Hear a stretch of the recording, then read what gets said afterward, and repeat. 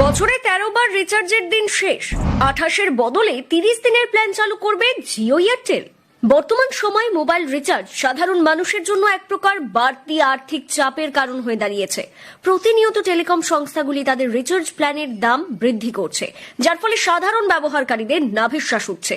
বিশেষ করে 28 দিনের মেয়াদযুক্ত প্ল্যানগুলিকে মাসিক প্ল্যান হিসেবে প্রচার করা হলেও বাস্তবে তা পুরো মাসের সমান নয়। এটাই এখন বড় বিতর্কের বিষয় হয়ে উঠেছে।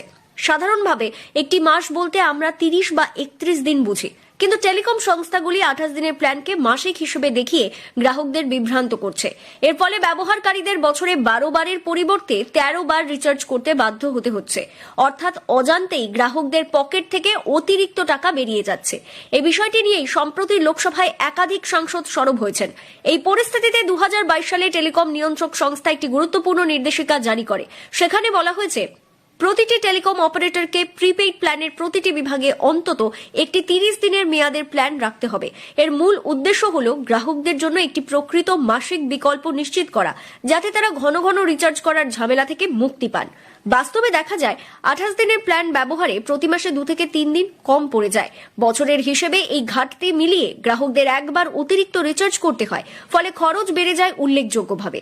এই প্রথা টেলিকম সংস্থাগুলির পক্ষে লাভজনক হলেও সাধারণ মানুষের জন্য তা আর্থিকভাবে ক্ষতিকর। এছাড়াও ডেটা ব্যবহারের ক্ষেত্রেও গ্রাহকদের অভিযোগ রয়েছে।